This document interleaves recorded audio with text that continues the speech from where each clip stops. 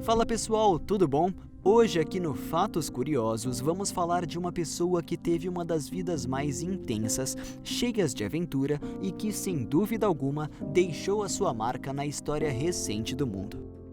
Estamos falando de Rasputin. Curiosamente, apesar de ser conhecido por esse apelido, este não era seu nome.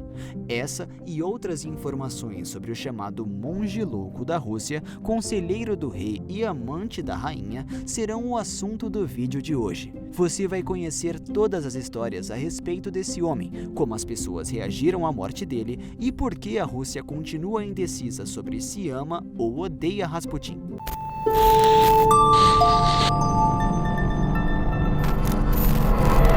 Antes de começarmos, você já sabe, não se esqueça de deixar o seu like e inscreva-se no canal, além de acionar o sininho para ficar ligado em todos os vídeos curiosos e surpreendentes que vamos publicando aqui para vocês. Sem mais delongas, vamos lá! Afinal de contas, quem é Rasputin? Antes de tudo, é importantíssimo ter em mente que o período do final do czarismo russo é uma parte da história recente da humanidade que tem muitas lendas relacionadas, já que a queda de uma monarquia sendo perpetrada por uma revolução popular não é algo que se passa despercebido. Um bom exemplo do impacto que essa revolução teve no imaginário popular é a pretensa história de que Anastácia, uma das filhas do czar Nicolau II, teria escapado da perseguição dos revolucionários e vivido sua vida em algum outro lugar, o que é desmentido constantemente pelo governo russo. Um dos detalhes mais interessantes sobre a vida e a história de Rasputin é que os russos, em geral, vão amá-lo ou odiá-lo, de acordo com uma série de questões que iremos explorar neste vídeo. Mas antes de entrarmos nisso, vamos falar um pouco mais sobre quem ele era e por que ele ficou tão famoso. Grigori Efimovich, conhecido como Rasputin, nasceu em 21 de janeiro de 1869, em uma vila humilde da Sibéria. Desde jovem, sempre teve ligação extremamente intensa com o misticismo, sendo que em sua vila natal dizia-se que ele tinha olhar hipnótico e que era capaz de curar as pessoas apenas com a imposição de suas mãos. Já na adolescência, quando o apelido Rasputin, que traz uma conotação de devassidão devido aos hábitos sexuais exagerados do jovem, lhe foi dado, ele percebeu que era muito maior do que a vida que tinha no momento. Descontente com a vida camponesa que tinha, Rasputin decidiu tornar-se monge. Chegou a iniciar seus estudos, mas nunca os terminou. Alguns dizem que por falta de apreço à humildade da vida monástica. Depois de abandonar o mosteiro, Rasputin decidiu que era o momento de começar uma peregrinação por toda a Rússia, de cidade em cidade, de vila em vila. Rasputin fazia seu nome como místico, santo e devasso. Muitos diziam, inclusive, que na mentalidade dele, ambas as questões eram apenas uma, já que muitos dos seus atos libidinosos eram cometidos em um contexto de fé. Será que ele realmente acreditava que sua promiscuidade o levava para mais próximo de Deus?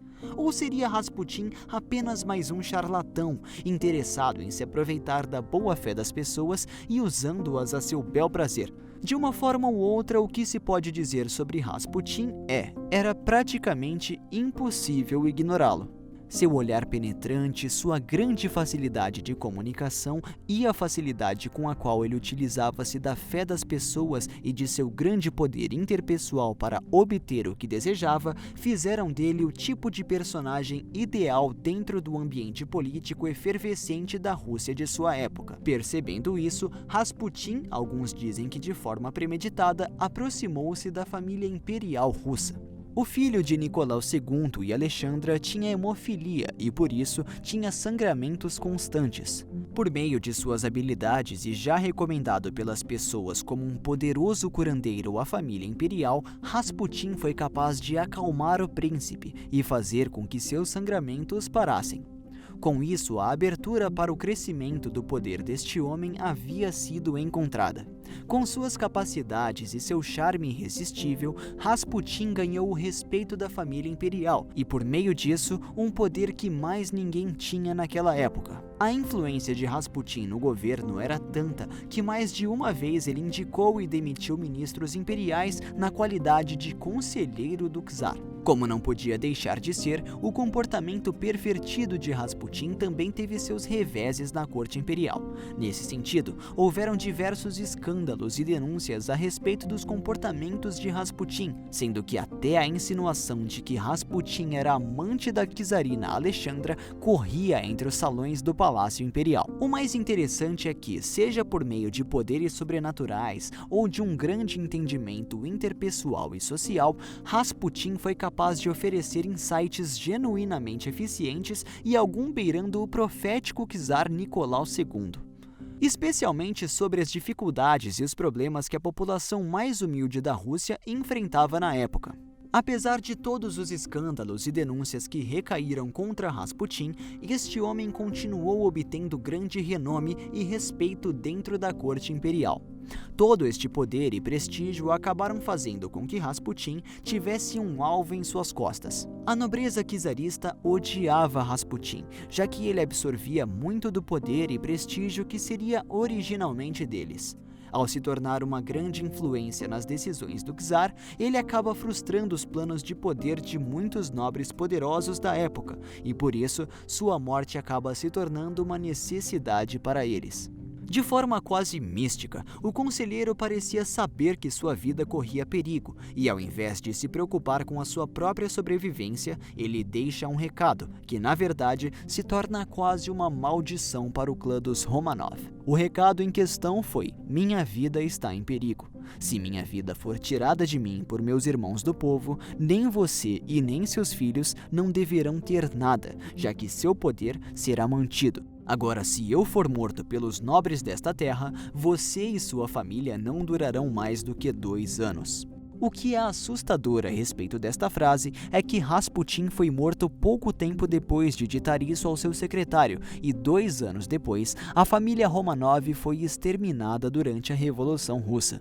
Para aumentar a mística sobre este homem, o atentado contra sua vida foi extremamente curioso. Diz que, durante uma festa, diversos nobres tentaram envenenar Rasputin 3 vezes e ele continuou vivo. Percebendo que os venenos não deram certo, estes homens atiraram nele e depois o jogaram no rio gélido do inverno russo.